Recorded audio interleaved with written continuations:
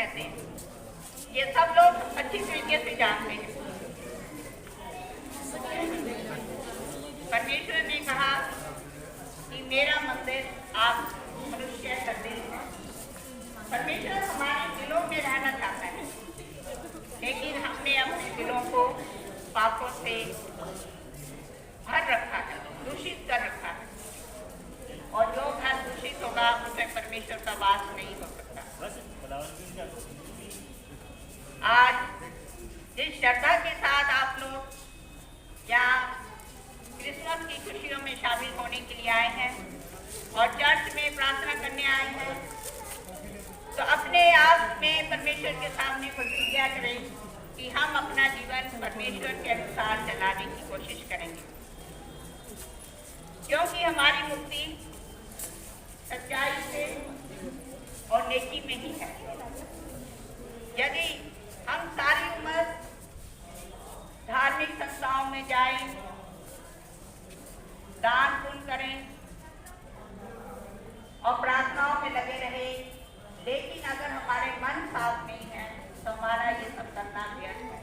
अगर हमारे दिलों में लालच है, दूसरे के प्रति ईर्ष्या है, हम हमेशा दूसरे का बुरा सोचते हैं, बुराई करना नहीं चाहते, और हमेशा हमारे दिलों में वैर और द्वेष की भावना रहती है, तो हमारे दिलों में परमेश्वर का वास नहीं हो सकता और हमारा जीवन सफल नहीं हो सकता। हम हमेशा अपनी प्रार्थनाओं में परमेश्वर से कुछ न कुछ मांगते रहते हैं कि परमेश्वर हमें ये दे देना, परमेश्वर हमें वो दे देना, लेकिन क्या हमने कभी ये सोचा है कि परमेश्वर भी हमसे कुछ चाहता है? परमेश्वर के पास कोई वस्तु नहीं जो हमें ना दे सके। जैसे कि माता पिता अपने बच्चे को सब कुछ देना चाहते हैं, लेकिन माता पिता क्या चाहते हैं कि उनका बच्चा एक अच्छा बच्चा बने, वैसे ही परमेश्वर भी हमसे यही चाहता है कि हम अच्छे बने, और हम अपने, यदि हम परमेश्वर के अनुसार अपने जीवन को चलाते हैं, तो मैं यकीन के साथ कह सकती हूँ कि आप स्वयं देखेंगे कि आपके जीवन में ऐसे ऐसे कार्य होंगे जो इसके लायक ना आपने और ना ही याद कर सकते हैं, लेकिन फिर भी हम देखेंगे कि हमें परमेश्वर की ऊंचाइयों तक पहुंचा देता है। मनुष्य को जरूर बुद्धि देकर पैदा किया है, इच्छा शक्ति देकर पैदा किया है, जो किसी जानवर में नहीं, किसी पक्षी में नहीं। सिर्फ परमेश्वर ने इसलिए इंसान को बुद्धि दी कि वो देखना चाहता था कि परमेश्वर अपनी बुद्धि से, अपनी अकल से क्या करेगा।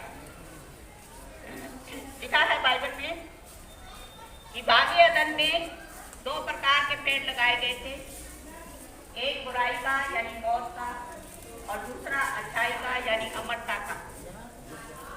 और मनुष्य को उसकी बुद्धि और उसकी अकल पर छोड़ा था कि वो अपनी अकल से किसे चुनता है, लेकिन मनुष्य ने बुराई को चुना यानी मौत को चुना। जबकि परमेश्वर ने इंसान को समझाने के लिए कई बार धर्मगुरुओं को भेजा, सबने यही बताया कि हमें जीवन का नहीं बल्कि अगले जीवन का आत्मा जब करना है और उसके लिए तैयारी करनी है। लेकिन हम लोग इस दुनिया के लालच में, पैसे के मुंह में फंसे रहते हैं कि हम भूल जाते हैं कि हम कहाँ से आए और कहाँ हमें जाना है। अब आखिर में परमेश्वर ने अपने पुत्र प्रभु यीशु मसीह को दुनिया में भेजा कि शायद लोग इसकी सुनेंगे, और जब प्रभु यीशु मसीह दुनिया में आए तो 33 वर्ष रहे। उन्होंने रोगियों को चंगा किया, मुर्दों को जिंदा किया, अंधों को आंखें दी, लंगड़ों को चलने लगे, कोड़ियों को शुद्ध किया। इसके बावजूद भी मनुष्य केवल अपने स्वार्थ को देखता रहा, और आखिर वहाँ के लोगों